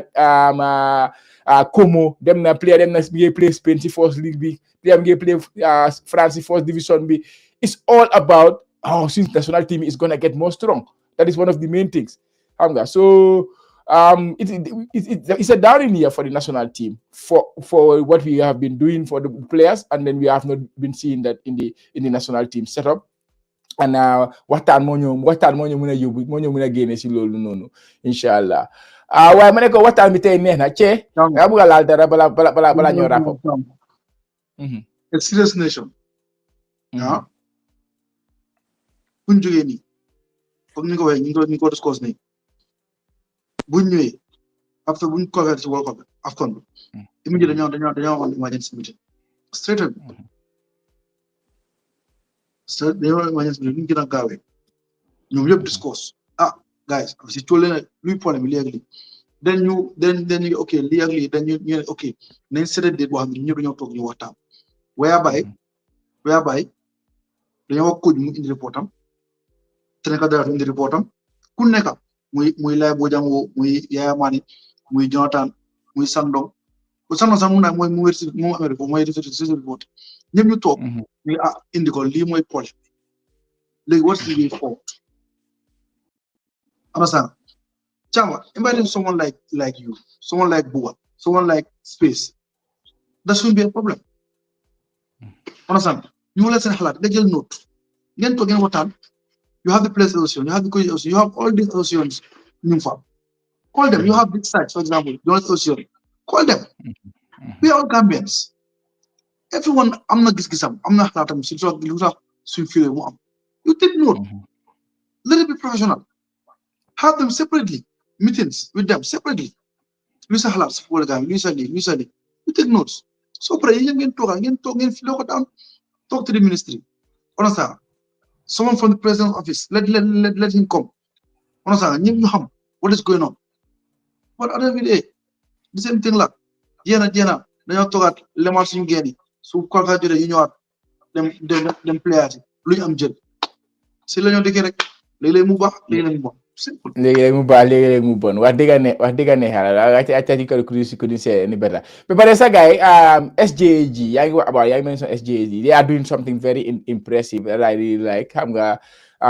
the fact ne now the team that they have comme ni nga ko waxee bu gars yi ñëwee yaakaar amoon na si gars yi because the people we see there I believe ne gars they are preparing a position paper naka tuddaati président bi Omar wax na ko si space bi last time bi there should be a position paper because ku nekk am na position am yow am nga sa position ci loolu sa position wax nga ko si suñ vidéo bi bu ba am na position am man am naa suma position different players si game bi am nañ seen position in terms of what we think so loolu si ko bindee put ko into writing discuss ko comme noo ko waxee nii you see all those things together definitely surely we will have a plan we will have something that will move the country forward. So it's very interesting. I'm looking forward to that position paper from SJAG. Hopefully we will contribute on that and put our thoughts there as well. So but when I got what time in Nehna, you wrap up affair. Buba, do you have any final words before you say goodbye to our audience? Wow, my GNOCB fajana benn award bi wante fajana ñaareel award bi tam wante transparency transparency accountability ak ñu creative accountability transparency creative because suñ creative dinañ is a lot of sponsors on the ground dinañ change lu bari Chama doo change ne yow loo bëgg pour nga change ko yow du yow kenn la yaa ngi understand wante the people the sporting disciplines around yow ñooy govern that change yi nga xam ne bëgg nga ñu change ko in the constitution or in the personnel gisoon nañ fi woon président Adama Barrow mu ngi def cabinet xama ressource la xama kan jëlee na kii yóbbu ko fële jël kii yóbbu ko fële it's not about that wante ne it's about the impact yaa ngi understand loolu mooy accountability the transparency tam like always communicate al niki bul nangu nga engulf into scandal bul nangu sa leadership bu nekk ci scandal bul nangoo def scandal bul nangoo jël ay kickbacks bul nangoo like ngay jël yow nga am opportunité pour tugg America nga jëlaale cee parce que cee is your partner wala nga gis ma nga ne yaa understand ba pare tam let's look how we can change the game like loolu mooy the game changers like lu nga xam ne defuñ ko woon te soo ko defee bu am results like defal loolu tap in the expertise of these young graduates ñu nga xam ne young graduates leen ñu nga xam ne they have been athletics den gaañu bàyyi neen athletic bi gars yi xam ne lan lañ mën a dal di def like every zone muy Birka muy Banjul Kombo URR naka da ngaa rijee to their sporting xam nga bul nekk foofu like win nga tey boo yaa ngi boobale de win nga tey win nga tey 6 months déggatum la doomaan nga you put people in mess the next election waat nga ñëwaat so daal accountability transparency ba pare tam creative oo nga open si sa bunte bi pour ñeneen tam loolu suñ ko dalee defee kon lu bëri lu nga xam ne ñu ngay jooy suñu sports bi dañ ko mën a dalee def gis nañ fi woon ñu nga xam ne ñooy Gambia Beach Ball Federation yóbbu nañ fi seen coach bu dem training muy Baboucar Fajana Santambi loolu fédération bi mën na koo dalee def yeneen association mën nañ koo dalee def kon ñu nga xam ne yaay liggéeyal ñooñu da nga solo pour nga yokka seen capacité because soo yokkee seen capacité dinañ am confidence pour ñu lead others dinoo isi results because ñu ne xam-xam dafa dal di yaatu kon Chama man laa dal di sant di la dal di gërëm di dal di sant di dal di gërëm ceetam di leen dal di nuyu di leen dal di jox ndig dajee abi beneen yoon Chama. Alright Buba yow bi nekka si jaama bro Before my news chair, I will just look at some of the comments. There were some comments you don't ask some questions. Here, you guys are more important. Sir. You then you talk with us to watch. So we wouldn't do that justice. If I can look at questions you can you like answering guy. So I will just go through some of the comments that we are asking some questions. Mustik Lum non lache about Abdoulaye Cisse, still on loan, or did he sign a contract? Abdoulaye Cisse is still on loan from Real de Banjul to Paide. Yesterday, Gangon place and last 16 of the Estonian Cup, they won 2-1. Abdoulaye Cisse play on as a game bonus actually. But both on Sibir week, we will usually have the weekend recap and then try to see Gambian players in Nakalagadi over the course of the weekend. What are you doing too much? So we feel But my one last yes. game am bi. But my one last game am bi. So loan bi it finished now. Well, loan dafa je December. What about my one last game? So guys don't play the next year. Te loan bi moom dafa je December. So moom fu mu nekk nii is goodbye for him pour bu dem Estonia. Xanaa unless tam yenn saay doo dee xam lan moo nekk si suuf yaa ngi understand because of the day. Yeah. Da nga fa yóbbu woon moom ak Mohamed Suso wante moom dafa nekkoon loon rek. Mohamed Suso la gars yi 3 years xanaa léegi pay di tam dina ko si Real di Banjul xaalis bu rëy Real di Banjul yokk fa lu nga xam ne mooy clauses wante loolu suma foog rek la yaa understand wante the loan is finished dafa jeex December end of December la moo jeex wante dema mooy last match am bi woon. Okay, guys, yéen a ko dégg so noonu la demee déema mooy woon kon farewell game am bi and we expect him to move in January bu xaltulaati Fabrizio Romano post woon na loolu noonu already xam naa ne gars yi not neen si dooy Fabrizio bi and it's apparently there are many clubs interested in him so he will not be short of suitors. There are many teams that are interested in him after what he did in Estonia, so hopefully he'll have a good deal. The sky is the limit for the boy. Hopefully he will get that move and then that will be a good move for him. That is what we are hoping for. It's not just about making the move but also having the right move will help the development. So loolu lañ ko ñaanal. And then what's the other? I think Nick's more like about if we have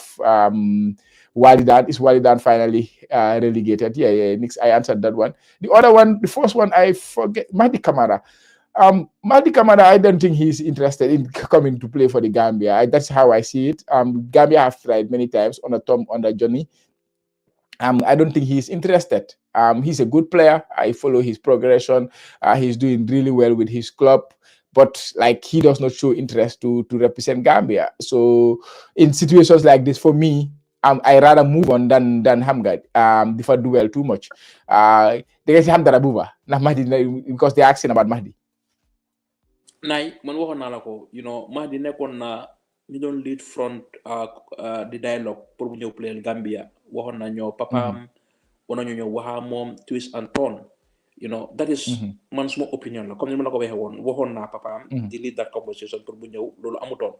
wante ne tam Mahdi su ñëwee duñ mën a gis ñoom Aboubacar Bari duñ mën a gis ñoom Mahmoud Bajo duñ mën a gis ñoom Jasper Cissé Mahdi mën a gis d'accord de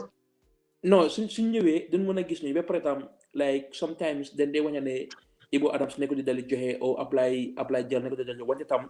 we should be grateful of ne position bu ñu clubs yu nekk ñu play because Ibu Adams mu ngi play championship mu na am tam da dafa dal di sonoon wante ne suñ amee Mahdi ñun nekk di dal di join ñoom Haruna Rashid Ndiaye ñoom Aboubacar Bari ñoom Mahmoud Bajo duñ mën a dal di dem because tam soo bàyyee xel first time Jonathan Magistrate kii war bu mu usoon mooy commitment yaa ngi sax dafa nduroon ne ñun ñoo soxla Mahdi wante Mahdi solut ñun ñoo dee no loolu dégg la bu baax dellu si ñun so kon duñ mun a toppa Mahdi because xam nga man a yow waxoon man moom I agree Mahdi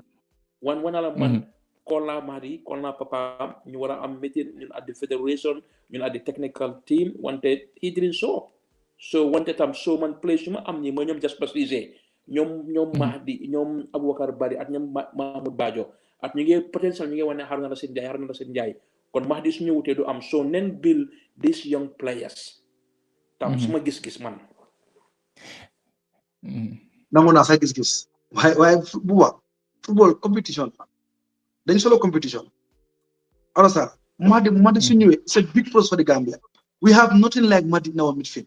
mooy réalité bi de duñ ko amul dem na ñu la sax suñu filas amuñ ko ku mel ne Mahdi suñu team bi understand waaye soo seetlu man da nga xam ne dégg non levels du benn bu waa he's playing Champions League football he's playing regular he's scoring goals he's a typical box to box and he's versatile. du ma la fenn having Mahdi ak panel Mahmoud Ba no midfield loolu is something different. man we should not stop. Man bu loolu ñu stop. No, man moom su fekkee he show one categorically I'm not interested. I will not pursue it. Yeah, I will not pursue it. But in terms of quality, he is the quality, and I agree with you, Chair, on that. It's always about su ñu amoon Messi su Messi nekkoon Gambia doo ma ne ñu ngi am côté duñ gis ak góob yi non dafa compete pour play ak moom noonu la war a demee football is about competition. So but again su player bi is not committed joxul ñu xolam bi pour playal ñu then player boobu we can move on man move on naa from Mati comme yow waaw ku ñu jox xolam moom bëgguñ. soo gisee gars yi wax affaire ba léegi man dama gëm ne bañut 100% waaye am na lu moo seet comme tey kii nii Amin Sarr li ma déggal loolu la wax ne ñun amul national amuñ stadium xoolal tey maa si kii nii jógoro ñu laajte lu pap na laajte insurance so they are so many things ne mu ngi si biir loo xam ne xam nga duñu ko dee wax waaye bii nii tamit buuba dugg na si xam nga dem na ba conversation beeg yooyu noonu from the conversation moom mun naa mu leer bu wax no waaye mu ne Mahdi tonobut right mu ne bu mu koolee si call bi tonobut right so which wante comme ni loolu lay wax tam comme ni ne ndax tam comme ni Thierno nekk di wax ñu ne tam dañoo bëgg a isi Mahdi si games yi nga xam ne it's not significant there is significant in the rest of the World Cup games you understand because comme ni these players dañuy am agent dañuy am representative you understand ñoom seen representative yi ak seen agents yi ñoo dee read the comments of the national team comme ni léegi nii Gambia sa nekk ñu play home games na tam loolu laa wax tam ndax gars yi dañoo bëgg a ñëw play si condition bu noo pousse gars yi ñun tam ñun exemple you understand waaw loolu yëpp mu ngi si xam nga as ne nañ bëgg nañ gars yi pour ñu ñëw tam ne na ñun tam we are really fair to them in the case of just in the case of insurance in the case of playing time in the case of comfortable imagine ñu jógee Saudi took 7 hours took Morocco 7 hours yaa ngi war a dem play after I know easy si transit loolu war a jël 6 hours pour nga éega foo éega definitely bu bi tam beneen comment la de yaa ngi ko Minte what's going on with Minte waxoon nga ko fi Brighton they are in a very good shape right now so it will be very difficult pour moom su duggee de moom ma saay seen game bi sax maa ngi doon xalaat loolu noonu ma de yaa ngi ko Minte naka la moo duggaay xam naa ne he's a top talent like and then I will expect him to start knocking on that door very soon to deal from injury but the way they are playing right now Jorginho naka rawtal nu mu nekk di play si left wing boobu noonu ak João Pedro he's their star player Welbeck is having a very good season Mitoma you will not think about taking him off that team so for Yankuba Minte to come back and into that team moo tax coach bi yàkkamtiwul ko sax comme ñun Gambia ñun we are desperate for him because of we know how important he is for us but in Brighton's case they know they have many options adinga na nekkul di am minutes yaa ngi gis so it will be very difficult pour su fitee mu dugga waat si team Brighton bi but they have a lot of games in December because December is very busy so we will expect him to get some minutes for sure. What do you think? No comme ni di yardstick bi bu ndee use pour ñu claim play bi fit at unfit Brighton at national team dafa ute ñu national team dafay waxe nu koy ko dafa sacrifice yaa ngi wante léegi nii calculer the distance bu mu cover yaa ngi understand su fekkee yaa ngi am distance bu mu cover ba pare yaa ngi am play su nga xam ne previous 3 games they were doing so well ba pare ñu dem international team ba pare tam ñu leen prepare for the game against ñu la guy prepare for this game so then definitely so in fact lu ma jàngal si ko mooy ne he is not fit yet exactly fitness coach bi mooy signal coach bi because every time then they am progress then they am report so once ñu joxe signal ne fit na rek he can be in the match day squad wante ne tam lii tam is another situation mu nga xam ne moom mun na koo dal di face tey mu nga xam ne nekkuma inside nekkuma bëgguma si groupe bi ci 20 man squad bi lan laa war a def individual pour ma jëlaa yokk suma doole you understand because Brighton will not be happy ñu am ko ñu risk what injury because yaa ngi calculate the December fixtures yaa ngi play 28 December yaa ngi play Boxing Day yaa ngi play New Year's Eve yaa ngi play 2nd January ba pare tam injury su dee am doo dee xam how many players ñoo dee am injury you end up losing 5 players on injury xam nga so sa kenn ku nga xam ne yaa ngi ko amee wante is about the coach decision am yi pour bu include ko or pour bu include ko wante tam su ma gis-gis si coach mooy ne he is not yet fit because Premier League is different from the player Comoros bi nga 90 minutes Premier League be like you have to run throughout 90 minutes that intensity tam is very high. Definitely. Ñu Jala boobu noonu. Ñu dem final question bi is about Alexander Jallow, another player who's played in Italy, Brescia. He's a fullback. He's asking if na coach bi daf ko he's in touch with him. I don't know who the coach is in touch with. Questions yi dañ ko laajte yan players la contact you, but they never give the explicit answer of dem na waxtaan na player bi bugga naa ñëw player bi. I want him to say those things. Ne waxtaan na player bi xam nga léegi daf ñu ne xeeb sax ñun si media bi buuba because ñu ne sona ñun tamit ñun ñu dee nekk fii di follow players yooyu noonu yëpp di seet naka la ñoo def ñu ko post di update gars yi balaa caa du ñu weesu suñu énergie si Gambian players yi on a ça ñoo xamante ne pare ñëw player bi bi on a ça so coach bi dafa war a help media bi as well di leen wax ne this player la waxal buuta ñëw player Gambia this player mu ne ma xaar tuuti comme Tom mu ngi ko defee woon I respect Tom for doing that bu mu ñëwee waxoon nañu ne player bele kii lii la wax kii la wax and everything was quite clear time Tom ne these are the players ñu bëgg a ñëw ak these are the players ñu bëgg a wait and these are the players ñoo xamante ne they are not interested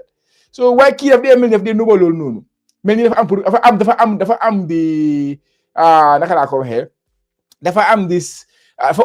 moom am right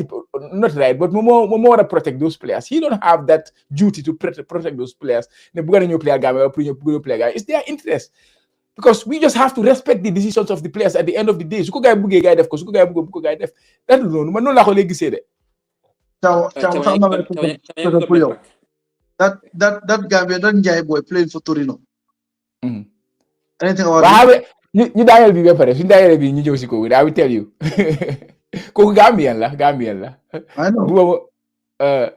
kooku Gambian citizen la loolu moo xam naa kooku loolu la ko mën a am kooku tom te bu ko tom bëggoon a kooku mu ngi play on a 90 di Sweden bi te time boobu jeexee na Primavera mu ngi ñëwoon 2 games 3 games mu ngi nekkoon si bench bi Aliou Ibi Ndiaye we are talking about by the way pour gars yi xam waaw so da nga gis ne wante loolu laa la wax because kooku su ñëwee kooku su la nee airport fii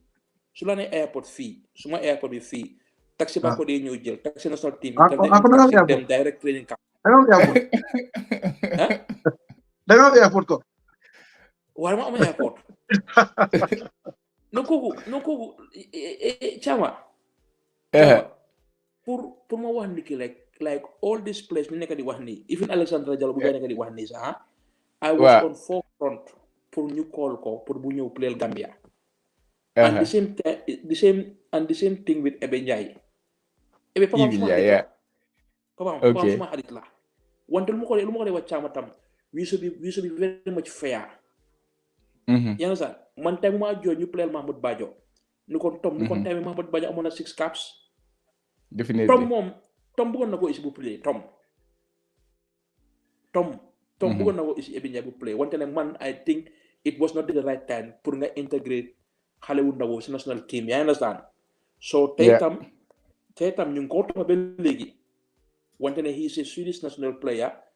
play na under 19 because maa ngi foog ne sax ma ko doon gis seen national team bu romba bi sax seen diggante Sweden ak Aja Badiane at some yooyu tam wante ne I think the family and the agent of the boy and the boy den bëgg a concentré si Sweden waaw xam nga ci lu mu gis nag moom xam nga ne dafa bëgg a bañ a dégg play bu ko Série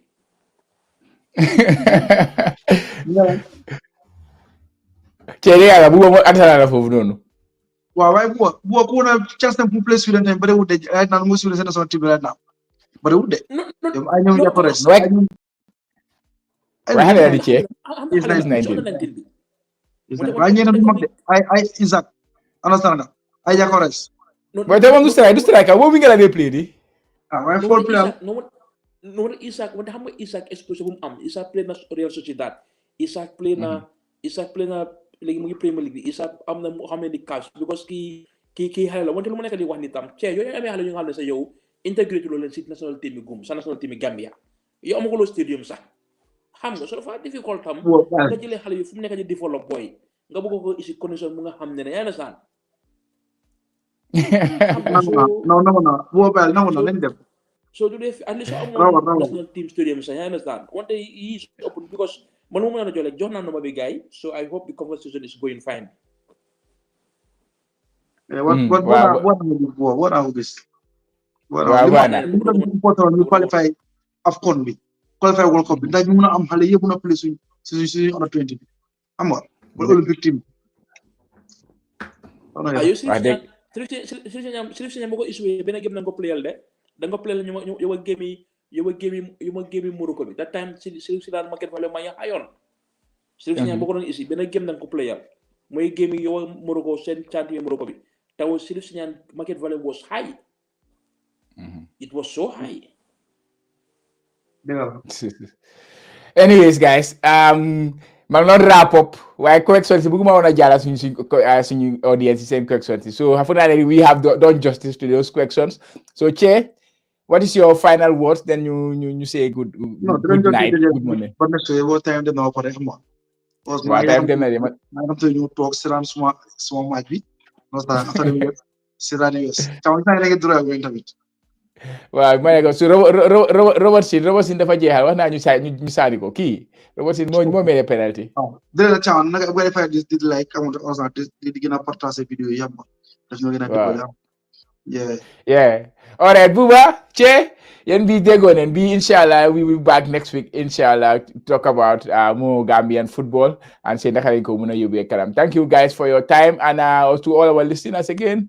thank you. And because you were here, we learn the fact that they like this share. Good day, guys. Good night, wherever you are.